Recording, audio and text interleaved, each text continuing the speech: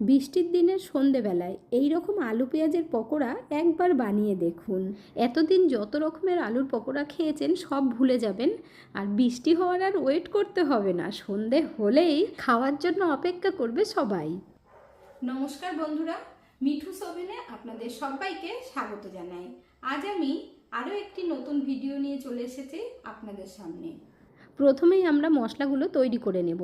তার জন্য 3টে কাঁচা লঙ্কা টুকরো করে কেটে নিয়েছি, এর সাথে 10-12 কোয়া রসুন নিয়েছি, 1/2 ইঞ্চি আদা টুকরো করে নিয়ে নিলাম। এরপর একটা নোড়া দিয়ে থেতো করে নেব। এটা মিক্সিতে দিয়ে পেস্ট করবেন না, তাহলে ভালো লাগবে না। এই রকম একটু হালকা হালকা করে থেতো করে নিতে হবে। এইটা কিন্তু আপনারা হামলদিস্তাতেও করতে পারেন, যে ছোট হামলদিস্তা থাকে।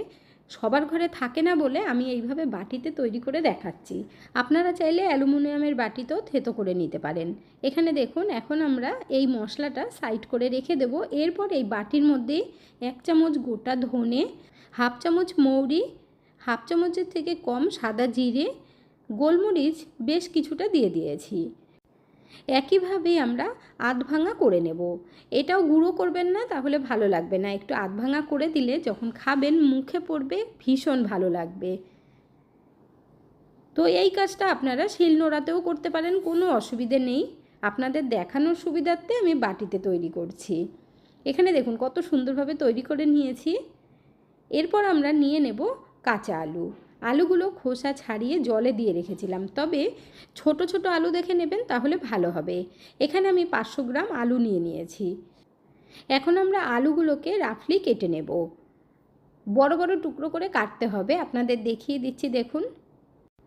বন্ধুরা, আজকের এই ভিডিওটা যদি আপনাদের ভালো লেগে থাকে তাহলে আমার চ্যানেলটিকে অবশ্যই সাবস্ক্রাইব করবেন, পাশে থাকা বেল আইকনটি দাবিয়ে দেবেন, সবার সাথে শেয়ার করবেন, আরেকটা লাইক করতে ভুলবেন না কিন্তু। এখানে আপনারা দেখতেই পাচ্ছেন সবকটা আলুই আমাদের কাটা হয়ে গেছে। আলুগুলো একই মাপের কাটতে হবে এমন কোনো ব্যাপার নেই, একটু ছোট বড় হলেও অসুবিধা হবে না। এখন আমরা আলুগুলো খুব ভালোভাবে ধুয়ে নেব। এখানে আমি বেশি করে জল নিয়েছি, জলের মধ্যে দিয়ে আলুগুলো 2-3 বার ধুয়ে নিতে হবে, তাহলে আলুর মধ্যে যে স্টার্চ থাকে সেটা কিন্তু পরিষ্কার হয়ে বেরিয়ে যাবে। আলুগুলো ধুয়ে নেবার পর গ্যাসের ওপরে একটা কড়াই বসিয়ে দিয়েছি, তার মধ্যে 2 গ্লাস জল দিয়ে 1 চামচ মতো নুন দিয়ে দিলাম, আর নুনটা দিয়ে ভালোভাবে মিশিয়ে নেব। জলটা খুব ভালো গরম করে নিতে হবে। এরপর ধুয়ে রাখা আলুগুলো আমরা জলের মধ্যে দিয়ে দেব। তারপর ভালোভাবে নাড়িয়ে উপর থেকে একটা ঢাকা দিয়ে গ্যাসের ফ্লেমটাকে হাই আঁচে করে দেব, তাহলে তাড়াতাড়ি ফুটে যাবে। এইভাবে 5-6 মিনিট আমাদের সিদ্ধ করে নিতে হবে। 5 মিনিট হয়ে গেছে, এখন ঢাকনাটা নামিয়ে নিচ্ছি। একটু নাড়িয়ে দেখে নিতে হবে, খুব বেশি সিদ্ধ করা যাবে না। অতিরিক্ত সিদ্ধ করে ফেললে আবার পকোড়া ভাজার সময় অসুবিধা হবে। এমনভাবে সিদ্ধ করতে হবে যাতে আলুটা একটু শক্ত থাকে অথচ আবার একটু গলেও গেছে। এখানে আমি দেখিয়ে দিচ্ছি দেখুন, কাঁটা চামচ দিয়ে চাপ দেওয়ার সময় একটু প্রেসার দিতে হয়েছে, তার মানে আপনারা বুঝতেই পারছেন কতটুকু সিদ্ধ করতে হবে। এখন আমরা গ্যাসের ফ্লেমটা বন্ধ করে দেব। তারপর একটা স্ট্রেনার দিয়ে আলুগুলো তুলে নিতে হবে, আর একদম জলটা ভালোভাবে ঝরিয়ে নেবেন। এখানে আমি একটা থালার মধ্যে রেখে দেব। ফ্যানের নিচে রাখবেন কিংবা ফ্রিজে রেখে দেবেন, তাহলে তাড়াতাড়ি ঠান্ডা হয়ে যাবে। তো আপনারা যখনই এই রেসিপিটা তৈরি করবেন আলুগুলো আগের থেকে সিদ্ধ করে নেবেন। এরপর লাগবে আমাদের 4টে মিডিয়াম সাইজের পেঁয়াজ। আপনারা যে পরিমাণে আলু দেবেন তো সেই আন্দাজে পেঁয়াজটাও দেবেন। এরপর পেঁয়াজগুলোকে পাতলা পাতলা করে কেটে নিতে হবে। আলুর অনেক রকম পকোড়া বা বড়া তৈরি করে খেয়েছেন, তবে আজকের এই আলু পেঁয়াজের পকোড়াটা সবার মন কেড়ে নেবে। খাবেন, পেট ভরবে, কিন্তু মন ভরবে না, মনে হবে খেতেই থাকি। এখন আমরা পেঁয়াজগুলো একটু ছাড়িয়ে নেব, আর খুব বেশি যে পাতলা করতে হবে তাও কিন্তু না, জাস্ট একটু মোটা রেখেও আপনারা কাটতে পারবেন। আর পেঁয়াজটা এমন নয় যে একই সাইজের কাটতে হবে, মানে আপনাদের ইচ্ছে মতো কেটে নিতে পারবেন। এরপর পেঁয়াজগুলোকে একটা থালার মধ্যে নিয়ে টুকরোগুলো সব ছাড়িয়ে নিতে হবে। তারপর এর মধ্যে নুন দিয়ে দেব। নুন দিয়ে মাখিয়ে রাখলে কি হবে, পেঁয়াজের থেকে জল বেরোবে। তো ভালোভাবে একটু চটকিয়ে চটকিয়ে পেঁয়াজগুলোকে মেখে নিতে হবে। নুনটা মাখিয়ে নেবার পর এখন আমরা 5 মিনিট মতো রেস্টে রেখে দেব, তাহলে পেঁয়াজগুলো সফট হবে আর অনেকটাই জল বেরিয়ে যাবে। পকোড়ার সাথে খাওয়ার জন্য দারুণ একটা স্পেশাল চাটনি তৈরি করব। তার জন্য কিছুটা পরিমাণে তেঁতুল নিয়েছি, আর তেঁতুলটাকে 10 মিনিট জলের মধ্যে ভিজিয়ে রেখেছিলাম। তেঁতুলটা নরম হয়ে গেছে, এরপর আমরা ছেঁকে নেব, কারণ তেঁতুলের মধ্যে খোসা থাকে, বীজ থাকে, তবে এই তেঁতুলের মধ্যে বীজ নেই, বীজগুলো বার করে নেওয়া হয়েছিল। আর আপনারা যদি পাকা তেঁতুল রোদে দিয়ে রাখতে চান অনেক দিন, মানে 1 বছর, তাহলে বীজগুলো ভালোভাবে বার করে একটু রোদে দিয়ে শুকিয়ে রাখবেন। এখানে দেখুন তেঁতুলের যে আমরা পাল্পটা আছে এটা কিন্তু বার করে নিয়েছি। এরপর একটা মিক্সির জারের মধ্যে 1 মুঠো ধনেপাতা দিয়ে দিলাম, আর মোটা ডাঁটিটাও দিয়ে দেবেন। তার সাথে 3টে কাঁচা লঙ্কা দিয়েছি, আর অল্প করে একটু আদা দিয়ে দিলাম, আর তেঁতুলের যে পাল্প বের করে রেখেছিলাম এটা পুরোটাই দিয়ে দিলাম। চাইলে আপনারা একটু জল দিতে পারেন। এর সাথেই 1/2 চামচ মতো লাল লঙ্কার গুঁড়ো আর 1/2 চামচ কাশ্মীরি লঙ্কার গুঁড়ো দিয়ে দিলাম। তার সাথে ভাজা জিরের গুঁড়ো দিতে হবে অল্প, আর বিট নুন দিয়ে চাটনিটা আমাদের তৈরি করে নিতে হবে। আর তার সাথে একটু মিষ্টি অবশ্যই দেবেন। এখানে আমি গুড় দিলাম, আপনারা চাইলে চিনি দিতে পারেন। চাটনি আমাদের তৈরি হয়ে গেছে, আর দেখুন এতটাই চটপটা টেস্ট হয়েছে বন্ধুরা, এই চাটনিটা তৈরি না করলে কিন্তু বুঝতেই পারবেন না। আর এই চাটনি তৈরি করে আপনারা চপ, সিঙ্গারা, কচুরি সব কিছুর সাথে খেতে পারবেন। এইভাবে চাটনিটা তৈরি করলে আপনারা ফ্রিজে রেখে 1 সপ্তাহ খেতে পারবেন। আর আপনারা চাইলে একটু পাতলাও করে নিতে পারেন। মিক্সির জারের থেকে পুরোটা বার করে নিয়েছি, তার জন্য দেখুন কতটা পরিমাণে হয়েছে। পেঁয়াজগুলো রেস্টে রেখেছিলাম, 5 মিনিট হয়ে গেছে। পেঁয়াজগুলোকে একটু ভালোভাবে চটকে নিতে হবে। দেখুন পেঁয়াজের থেকে জল বেরোচ্ছে, এই জলটাই আমাদের কাজে লাগবে। এখন আমরা এর মধ্যে দিয়ে দেব সিদ্ধ করে রাখা আলু, আর আলুগুলো ভালোভাবে ঠান্ডা হয়ে গেছে, এর মধ্যে 1 ফোঁটা জল নেই। আলুগুলো দেবার পর এক এক করে মশলা দেব। দিয়ে দিচ্ছি ঝাল লঙ্কার গুঁড়ো 1/2 চামচ মতো, কাশ্মীরি লঙ্কার গুঁড়ো দিচ্ছি কালারের জন্য, ধনের গুঁড়ো দিয়ে দিচ্ছি, ভাজা জিরের গুঁড়ো দেব, তাহলে খেতে খুব ভালো লাগবে।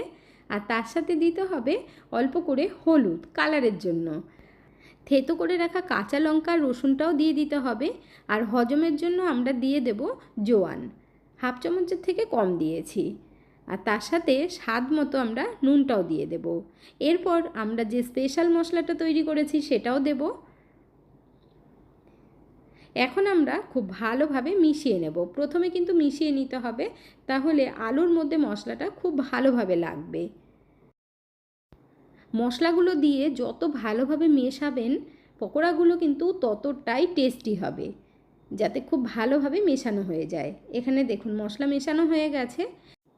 এর মধ্যে এখন বেশি করে ধনেপাতা দিতে হবে, টেস্টটা আরও বেশি ভালো হবে। ধনেপাতার ডাঁটি সমেত দিয়ে দেবেন। তার সাথে আমরা দেব বাইন্ডিংয়ের জন্য বেসন। এখানে আমি 1/4 কাপ বেসন নিয়েছি, অল্প অল্প করে দেব, একবারে কিন্তু পুরোটা দেব না। আর তার সাথে 2 থেকে 3 চামচ পরিমাণে চালের গুঁড়ো দেব, এতে করে আরও বেশি ক্রিস্পি হবে। অল্প বেসন আর চালের গুঁড়ো দিয়ে প্রথমে ভালোভাবে মিশিয়ে নিতে হবে।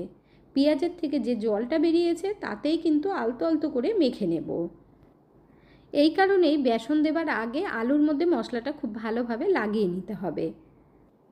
পেঁয়াজের মধ্যে যেটুকু জল ছিল তাতে তো এতটুকু মেখে নিয়েছি। এরপর সামান্য একটু জল ছিটা দিয়ে মাখতে হবে, যাতে করে আলুর মধ্যে একটা সুন্দর বাইন্ডিং হয়। অতিরিক্ত বেসন দিয়ে দিলে বেসনের টেস্ট আসবে, খেতে ভালো লাগবে না। এখানে দেখুন আমি একদম অল্প করে আর একটু জল দিয়ে দিয়েছি। এরপর আর একটু বেসন দেব।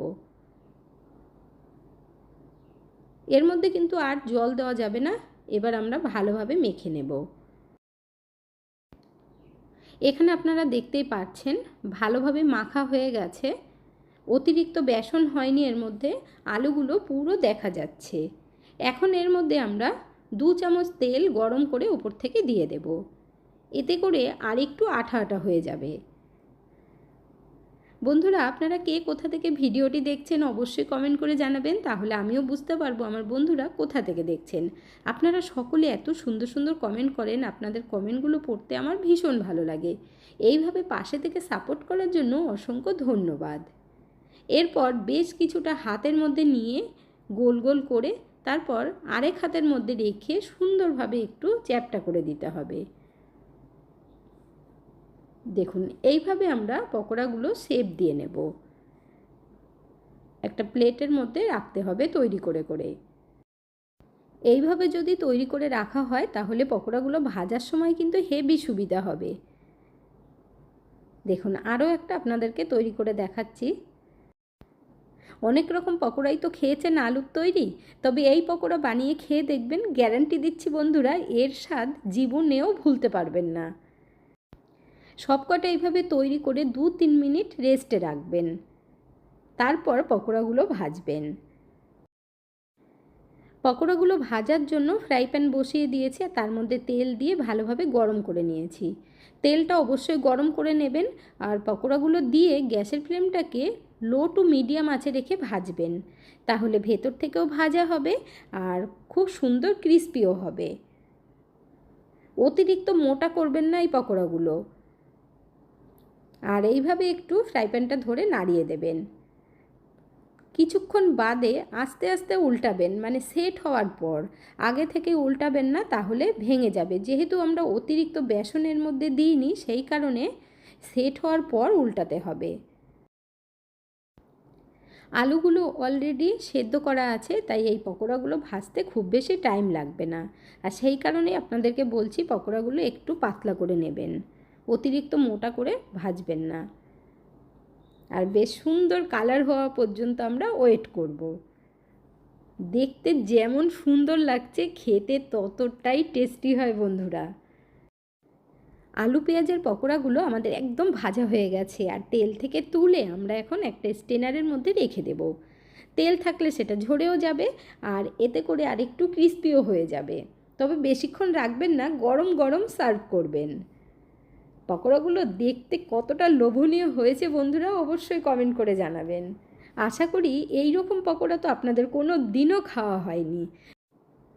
আলুর জন্য যে মশলাগুলো রেডি করেছিলাম থেতো করে, তো সেগুলো আপনারা মিক্সিতে দিয়ে হালকা করে ঘুরিয়ে নিতে পারেন।